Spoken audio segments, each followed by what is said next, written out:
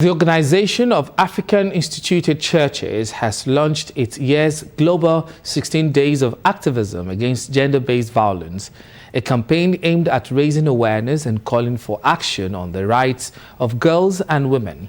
During the period, faith-based organizations will engage in prayer, reflection, and advocacy, using their influence to promote a culture of safety and dignity for the female gender.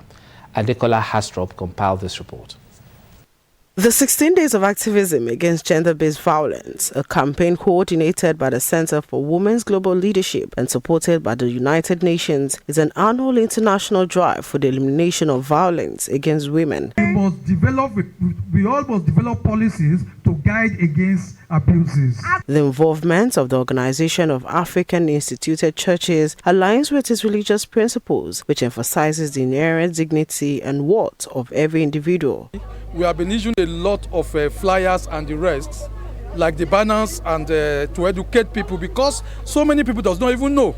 And that is why education is very pivotal, is very key and very essential for people to have the understanding of why so many people have been committing even SGBV. They don't know. That is why we need to educate them, and they say ignorance is not an excuse. So we must continue to educate and educate. In fact, I'm one of the people that thinks we should bring the issue of gender-based violence into the curriculum of the universities. Let us be teaching our students, even from the primary, secondary schools. By the time they get to the adulthood, then the issue will have been a bit eliminated.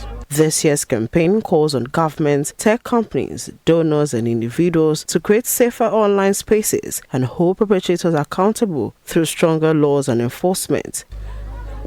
There's no insecurity that can happen without the localities knowing who are involved. So what am I saying? That, for instance, if there's community policing, and I'm one of the advocates of state police, if there's community policing and you have a lot of people going around the street. For instance, if you enter my street, I will know if you are a stranger or you have been in the place. So through that, we'll be able to fight effectively about that. So it's not only the government that is entitled, that is responsible to this. Every citizen must know. We must know who is your neighbor. The organization is also using the platform to educate its congregation and the wider community about the prevalence and impact of gender-based violence. Adekola Hastrop, LTV News.